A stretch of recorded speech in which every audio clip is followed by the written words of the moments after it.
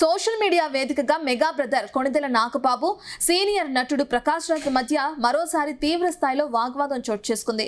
సమాజంలో లేదా ఒక వ్యవస్థలో నాయకుడి పాత్ర ఎంత ముఖ్యం అనే దానిపై నాగబాబు తన ఎక్స్ ఖాతాలో ఒక పోస్ట్ పెట్టారు. అందులో ఆయన పేర్కొంటూ నాయకుడి మాటే శాసనం, ఆ నాయకుడు ప్రయాణించే మార్గంలో ఎదురయ్యే దెయ్యాలను రాక్షసులను ఎవరూ చూడలేదు.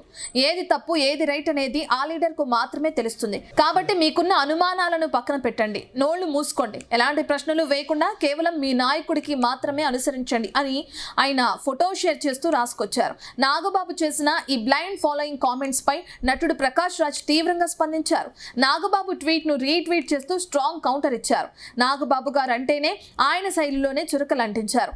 అసలు మీ అనుమానాలను పక్కన పెట్టండి, నోళ్లు మూసుకోండి, ప్రశ్నలు అడగకుండా నాయకుడిని అనుసరించండి అనటంలో మీ ఉద్దేశం ఏంటి నాగబాబు గారు? మేము గొర్రెలం కాదు, బానిస బ్రతకడానికి ఇలాంటి బెదిరింపులు మా దగ్గర వద్దు. ప్రశ్నించడం అనేది మా ప్రాథమిక హక్కు.